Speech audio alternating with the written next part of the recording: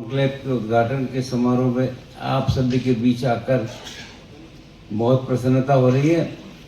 ये हर्ष का विषय है कि IIT IISM की शताब्दी वर्षगांठ के अवसर पर आयोजित एक conclave Vigyan Bharati IIT IISM Dhanbad CSIR industry institute interaction के अंतर्गत आयोजित किया जा रहा है।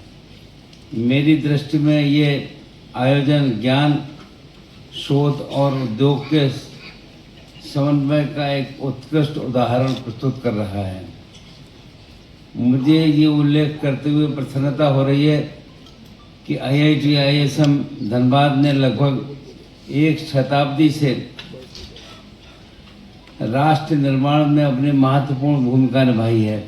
खनन, भूविज्ञान, ऊर्जा के क्षेत्र में इस संस्थान का योगदान देश के औद्योगिक विकास की आधारशिला रहा है।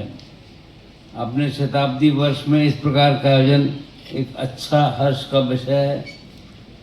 इस मंच पर शिक्षा, विज्ञान, उद्योग और नीति निर्माण से जुड़े विशेषज्ञों का एक साथ आना अत्यंत सार्थक है।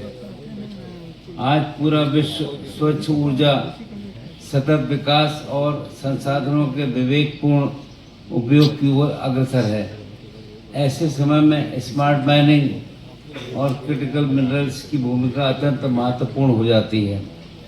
झारखंड जैसे खनिज संपदा से समृद्ध राज्य के लिए विषय विशेष रूप से प्रासंगिक है। आवश्यकता है कि खनन गतिविधियां आधुनिक तकनीक, पर्यावरण संरक्षण और स्थानीय समुदायों के हितों के साथ लेकर आगे बढ़ें ताकि विकास टिकाऊ, संतुलित और समावेशी हो। देश की आधारभूत संरचना, ऊर्जा उत्पादन और विभिन्न विनिर्माण क्षेत्र को मजबूत आधार प्रदान करता है। कुछ माह पूर्व देश में श्रम क्षेत्र में व्यापक सुधार करते हुए नए श्रम संहिता न्यू लेबर कोड्स को लागू किया गया था और मुझे इस बात की प्रसन्नता है कि जब मैं श्रम मंत्री था तब इसको हमने लोकसभा में पारित कर पास करवाया था। इन संहिताओं का उद्देश्य श्रम बल के लिए बेहतर वेतन, सुरक्षित कार्य परिस्थितियां, सामाजिक सुरक्षा और समग्र कल्याण सुनिश्चित करना है। ये सुधार उद्योगों की प्रगति और श्रमिकों के हित दोनों के बीच संतुलन स्थापित करने की दिशा में एक महत्वपूर्ण कदम है। आदरणीय प्रधानमंत्री श्री नरेंद्र मोदी जी के दूरदर्शी नेतृत्व में हमारा देश आज आत्मनिर्भर भारत और विकसित भारत 2047 की दिशा में पूर्ण संकल्प एवं नई ऊर्जा के साथ आगे बढ़ रहा है। इस संकल्प की पूर्ति में स्वच्छ ऊर्जा, क्रिटिकल मिनरल्स और स्वदेशी तकनीक की निर्णायक भूमिका है।